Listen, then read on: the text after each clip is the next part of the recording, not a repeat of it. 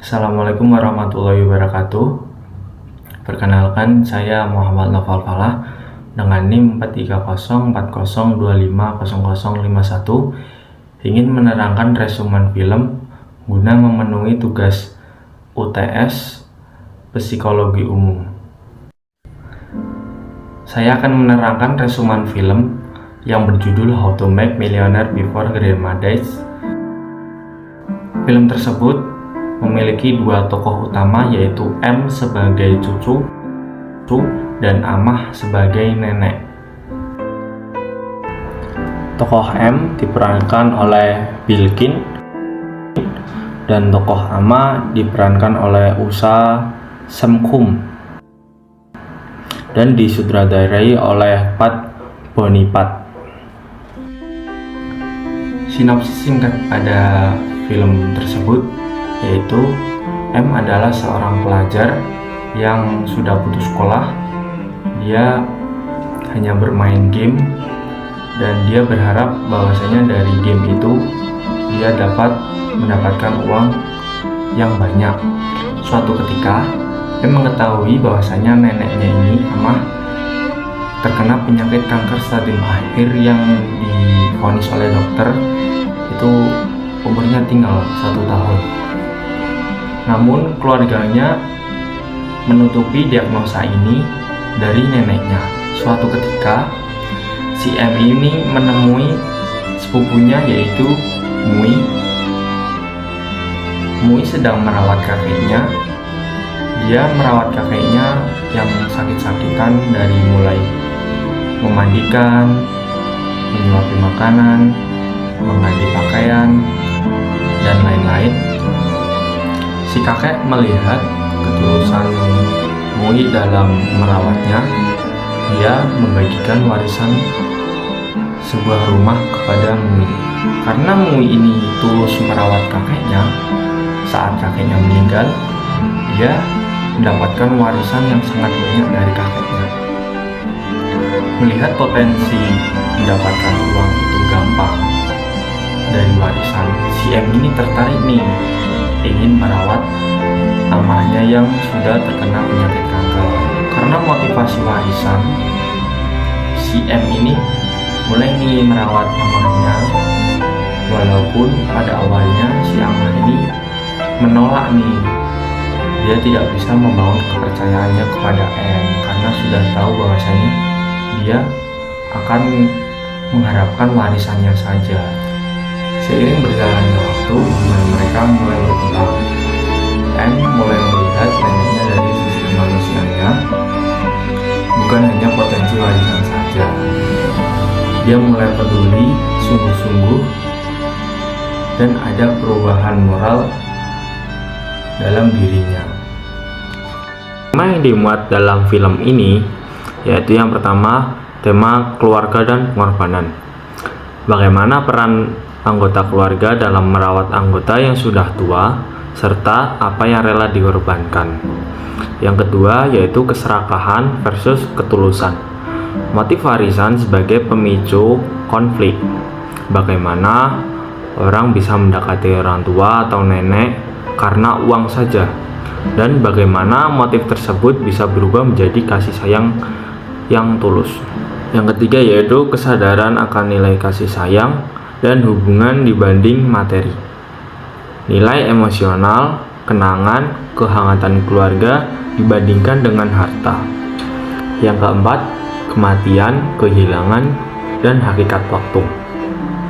Menghadapi penyakit kanker, menyadari bahwa waktu kebersamaan adalah terbatas dan pentingnya memperbaiki relasi sebelum terlambat. Yang kelima adalah realitas sosial generasi. Tantangan hidup bagi generasi muda, karir yang tidak jelas, ketergantungan terhadap warisan, dan beban emosional dari tradisi dan keharusan moral. Selanjutnya ada ulasan karakter. Karakter M, dia protagonis, awalnya termotivasi oleh uang atau warisan dengan sedikit rasa bersalah tapi kurang kedewasaan moral. Seiring berjalannya cerita, dia berkembang mulai merawat neneknya dengan sungguh-sungguh, belajar empati dan kesetiaan, dan menyadari bahwa warisan bukanlah hal yang terpenting. Yang selanjutnya yaitu watak, ulasan karakter neneknya atau amah. Wanita tua yang keras kepala, punya prinsip mandiri, dan juga berjualan bubur sendiri. Dia disembunyikan diagnosa penyakitnya, memberi kesempatan lagi bagi konflik moral dan emosional muncul. Akhirnya ia membuka hati terhadap hubungan dengan cucunya meskipun menyadari motif awalnya. Selanjutnya perkembangan watak. M adalah yang mengalami perubahan paling nyata, dari selfish menjadi lebih peduli, dari fokus materi menjadi lebih melihat nilai hubungan dan emosional. Selanjutnya perkembangan watak nenek. Nenek pun berkembang dari dalam arti dari penolakan terhadap pendekatan dari M ke menerima dan penghargaan terhadap usaha dan kebaikan M, meskipun mulai dari motif yang egois. Sisi psikologis dari film How to Make Millionaire Before Grandma Dies yaitu yang pertama, perilaku dan motivasi. Motivasi yang pertama yaitu motivasi ekstrinsik, yaitu tokoh utama M awalnya termotivasi oleh uang dan warisan. Ia merawat neneknya bukan karena cinta, tetapi karena harapan materi. Motivasi yang kedua yaitu motivasi intrinsik, yaitu seiring berjalannya waktu, M mulai menikmati kebersamaan dengan nenek dan menemukan makna emosional dalam tindakannya. Sisi psikologis yang kedua yaitu emosi dan empati. Emosi yang pertama yaitu emosi negatif. M sering merasa bersalah karena niat awalnya tidak murni. Merasa bersalah, ia berfungsi sebagai mekanisme psikologis untuk menilai diri dan memperbaiki perilaku. Emosi yang kedua yaitu emosi positif, di mana ketika M mulai benar-benar menyayangi neneknya dan muncul rasa empati, kemauan memahami dan merasakan emosi orang lain. Nilai psikologis yang ketiga yaitu nilai kepribadian. Pada awal film, M digambarkan impulsif, materialis, dan kurang tanggung jawab. Pada prosesnya yaitu M melalui interaksi dengan neneknya ini, dia belajar kesabaran dan tanggung jawab serta kehangatan manusiawi. Pada terakhir film, M telah menjadi pribadi yang lebih matang dan reflektif. Nilai psikologis selanjutnya yaitu hubungan keluarga dan sosial. Keluarga M ini menggambarkan dinamika keluarga modern, jarak emosional, konflik sosial, tanggung jawab, dan warisan sebagai sumber ketegangan. M belajar bahwasanya hubungan manusia tidak bisa diatur dengan materi, tetapi dengan interaksi, komunikasi, dan kehadiran emosional. Nilai psikologis yang selanjutnya yaitu sikap terhadap kematian. Ini yang di sini yang disorot sikapnya Amah dalam menghadapi kematian. Kan dia kan sudah divonis kanker, jadi sisa waktu hidupnya kan sedikit.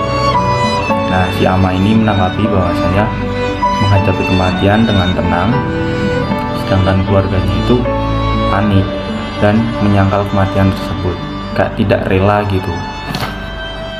Nilai psikologis selanjutnya yaitu kesadaran diri pada M. Ia mulai merefleksikan siapa dirinya, apa tujuannya, dan apa makna hidup baginya. Kesadaran ini menandakan perkembangan moral dan emosional yang membuat lebih dewasa. Nilai psikologis selanjutnya yaitu pembelajaran dan perubahan perilaku.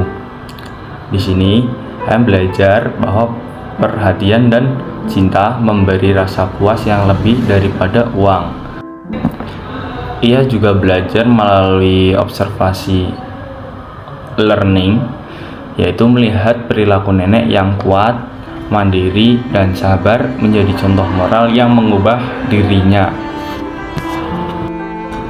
Hadis yang relevan dengan film tersebut yaitu hadis tentang merawat orang tua sebagai jalan menuju surga yang diriwayatkan oleh Muslim yang berbunyi, An Abi Hurairah radhiyallahu an qala sama'tu Rasulullah sallallahu alaihi wasallam rahima anfuhum summa rahima anfuhum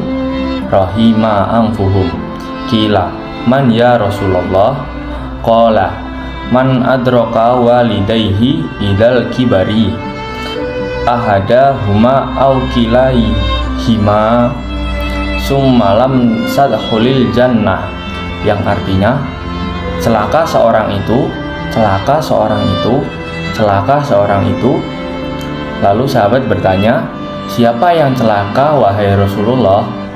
Beliau menjawab, orang yang mendapati salah satu orang tuanya atau keduanya dalam keadaan tua, kemudian anak tersebut tidak masuk surga. Hadis riwayat Muslim. Teori yang relevan dengan film How to Make Millionaire Before Grandma Dead yaitu teori Sigma Fart. Teori Sigma Fart menjelaskan bahwasanya kepribadian dibentuk dari interaksi ID, ego, dan superego. Teori Sigma Fart menjelaskan bahwasanya yang pertama, ID adalah sumber dorongan naluri, mencari kepuasan segera didorong oleh prinsip kesenangan. Pada awal film, M digerakkan oleh dorongan materialistik dan ambisi pribadi. Dia ingin cepat kaya dengan cara mudah, yaitu menyenangkan nenek demi uang. Sifat yang kedua yaitu ego. Ego berfungsi sebagai mediator antara keinginan ID dan tuntunan realistis. Ketika M mulai tinggal bersama nenek, egonya mulai bekerja. Ia mulai belajar menyesuaikan diri dengan kenyataan, memahami penderitaan nenek, dan menunda kepuasan. Yang terakhir adalah superego.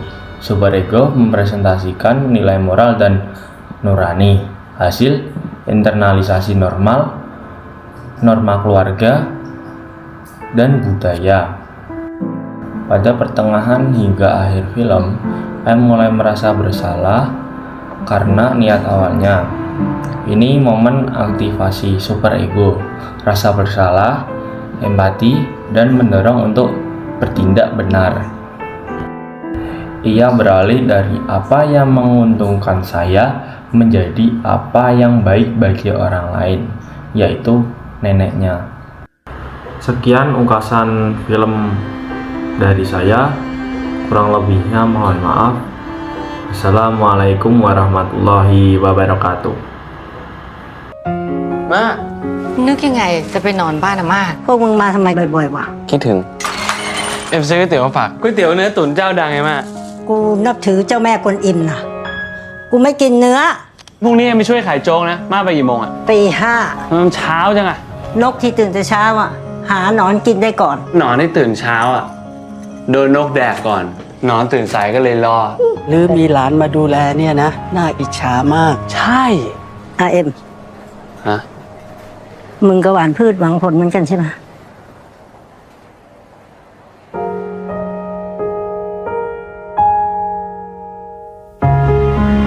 ที่เราทำอยู่มันผิดไหมวะ เฮียเราไม่ได้มาทำให้เขาเสียใจนะเว้ยเรามาทำให้เขามีความสุข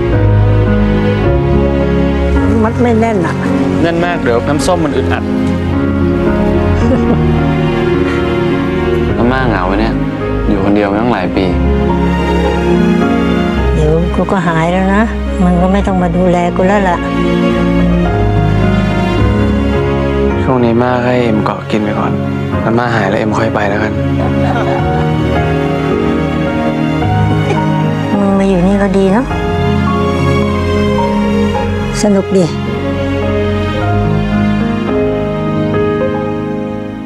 กูใจเสียมึงละ